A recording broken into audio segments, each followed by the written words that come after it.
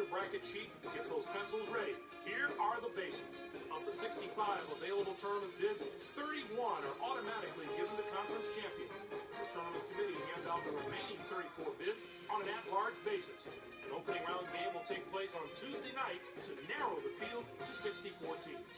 But before we unveil the brackets for this season, here's a look at the final top 25 media poll of the season. There are a couple of shakeups as we get ready for March Madness. There's a new team perched at the top of the poll. The Michigan State Spartans climbed to the #1 spot after a terrific finish to their season.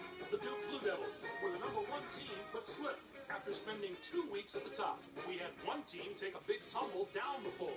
The Syracuse Orange fell all the way from the #6 spot to #13. That's not the direction you want to be going at this time of year, but they're a strong enough team that I believe they can turn it around. Now let's take a look at the NCAA tournament bubble and see which teams are sitting at home with their fingers crossed, hoping to see their name in the brackets. There are a lot of worthy candidates among these 10 teams, Clark. Which of these bubble teams stands out to you right now? Brigham Young couldn't pull through in its conference tournament, and now is forced to sweat it out. Even with all the success of non-power conference schools in the past, there's no guarantee that they'll be in the NCAA tournament. And we have a few more teams in similar position, right, Clark? North Carolina put together a solid season, but their record just isn't impressive enough to make them a no-brainer bid. If the committee doesn't give weight to their tough conference, they could be out of luck. I'm sure it's the Michigan State Spartans are the top overall seed, and they will play in the East region. They've just taken over the top spot in the media poll, and they are the #1 team in the eyes of the selection committee as well. Let's see if they can live up to everyone's expectations. On to the second #1 seed, who will play in the South region. The Duke Blue Devils are seeking their 4th NCAA championship in school history. The Pittsburgh Panthers are our 3rd #1 seed, and they'll play in the Midwest Regional. They return to the tournament after not making the field last year, so this will be a new experience for some of their younger players. And finally, our 4th #1 seed will play in the West Regional. The Florida Gators are in the tournament field as a #1 seed for the first time in the history. Now, here's how the brackets shape up based on where the #1 seeds have been assigned. That's not how the brackets shape up. Winner the first one seed plays the 4th, second place third. That's how this game works. East plays West, South plays Midwest. I can't really argue with the 1 seeds this year. The committee got it right. Saturday, April the 2nd. Then it'll be on to the national championship game on Monday night, April the 4th. From Houston. Any surprises in there for you, Clark? I don't think I'm alone in my surprise with these picks. Whenever you reach this far down the poll, Pitt is a bit of a surprise, but other than that. Guaranteed to have some second guesses coming your way. So, first up, the Michigan State Spartans are the top seed, finishing at 30-4.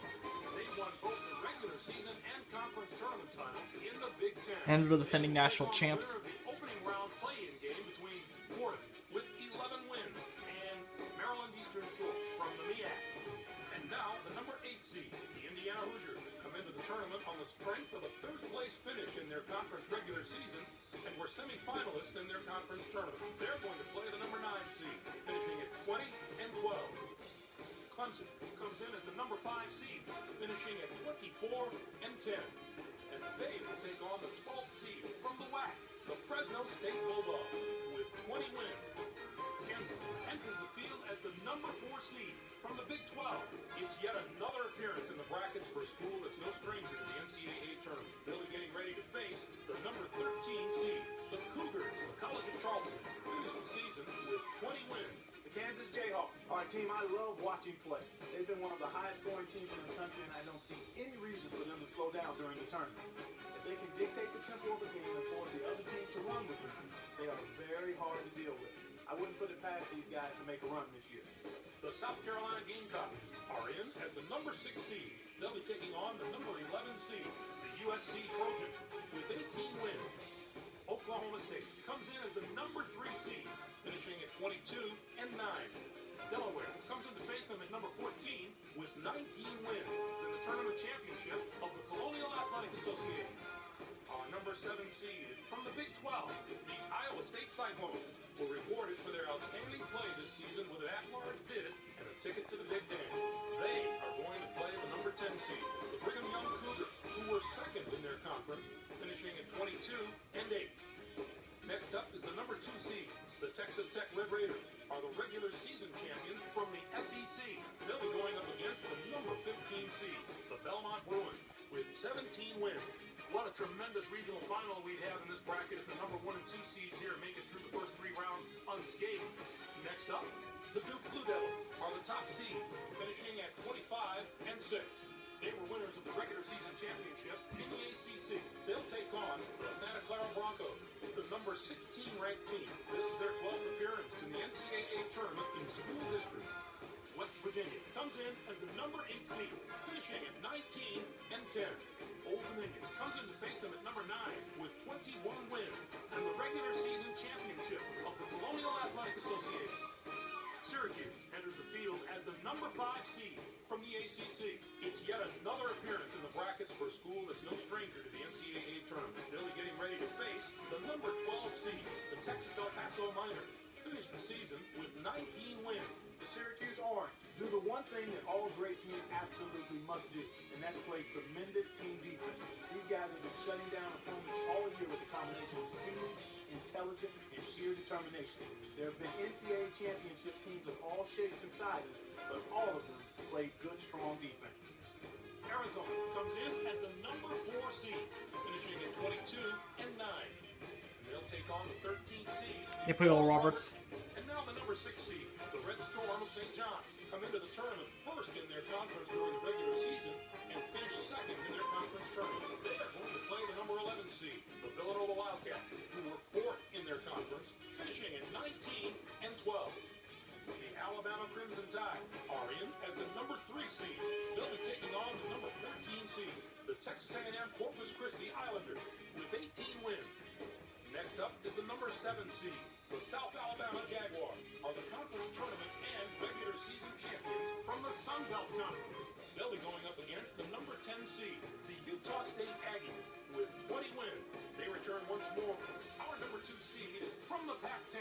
The Oregon Ducks come into the NCAA tournament as winners of their regular season and conference tournament championship. They're going to play the number 15 seed, the Bowling Green Falcons, who came in first in their conference tournament. On the surf, on to the Pittsburgh Panthers are the top seed, finishing at 23-8. They were conference tournament champions in the ACC. They'll take on the Yale Bulldogs, the number 16 ranked team. This marks their 4th appearance all time in the NCAA tournament. Our number 8 seed is from the Big East. The Miami Hurricanes were rewarded for their outstanding play this season with an at-large bid and a ticket. They play Maryland.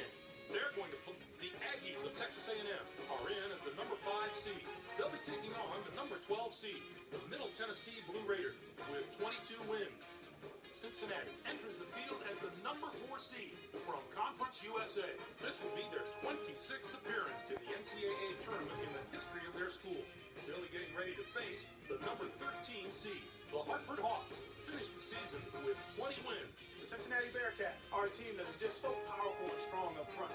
I would put their front court up against just about any other teams in the nation right now. It's always good to have strong guard play. Kansas State comes in as the number 6 seed, finishing at 21-10. And they take on the 11th seed from the Northeast Conference, the Blue Devils of Central Connecticut State, with 26 wins. And now the number 3 seed, the Washington Huskies, come into the tournament finishing second in their conference. Next up is the number 7 seed, the Stanford Cardinals, have established themselves as one of the best teams from the Pac-10. They'll be going up against the number 10 seed, the Purdue Boilermakers, with 23 wins. They return once more to the very familiar surroundings of Gonzaga. Comes in as the number 2 seed, finishing at 28-4. Mercer comes in to face them at number 15 with 17 wins in the tournament championship of the Atlantic Sun Conference. This bracket has the potential to give us a sensational matchup in the regional final if everything goes according to form and the top 2 seeds can survive the early rounds. And finally, the Florida Gators are the top seed, finishing at 22-7. They finished second in the SEC. They'll take on the Montana Grizzlies, the number 16 ranked team. This is their 9th appearance ever in the NCAA tournament. Next up is the number 8 seed. The DePaul Blue Demons have established themselves as one of the best teams from the Big East. They'll be going up against the number 9 seed, the Virginia Tech Hokies, with 18 wins. This is their 9th appearance ever in the UNLV. Comes in at the number 5 seed, finishing at 23-9. And they will take on the 12th seed from the Mountain West Conference, the Boise State Broncos, with 19 wins.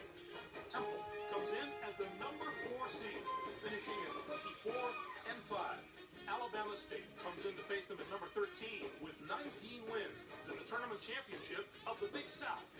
Our number 6 seed is from the Big Ten. The Wisconsin Badgers were rewarded for their outstanding play this season with an at-large bid and a ticket to the Big Ten. They are going to play the number 11 seed, the Oregon State Beavers, who came in first in their conference tournament, finishing at 22. And the Arizona State Sun Devils are in as the number 3 seed. They'll be taking on the number 14 seed, the American Eagles, with 21 wins.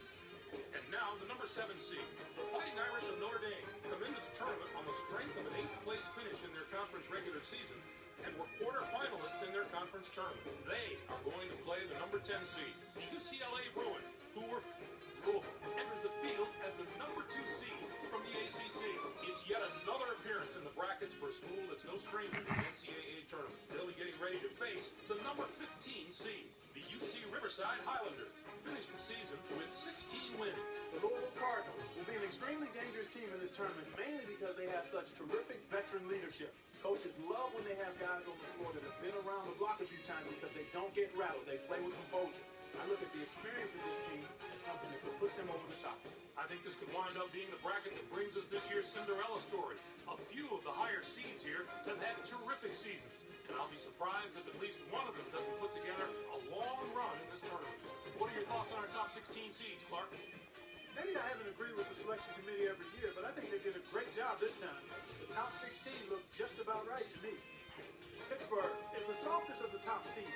I'm not going to say exactly when they'll go down, but if I had to pick a number 1 team that won't be at the Final Four, it would be them. Now, let's see how the conference representation fares. The ACC gets 8 teams. The Big 12 with 7. 6 out of the Pac-10. The Big East gets 5 teams. It was really an up year for the teams in the West Coast Conference. They topped the non-power conferences with the number of bids they got. And here's the list of the teams that were on the bubble heading into Selection Sunday. So, partner, which of those invitees should be sending the selection committee a thank you card? Utah State must feel a whole lot better now than they did before the show started. Their ticket is punched, and they're on their way to the dance. But frankly, I'm not sure for just how long they'll be dancing. While those teams are celebrating getting into the tournament, let's take a look at the other teams who were on the short end of the stick. Houston stumbled to the finish line coming down the stretch. And that's not the way to close out the season if you're hoping for an at-large bid. When they couldn't get it done in their conference tournament, their goose was cooked. All right, Clark, now that we know all the teams and matchups, time to get the tournament underway and let the madness take over.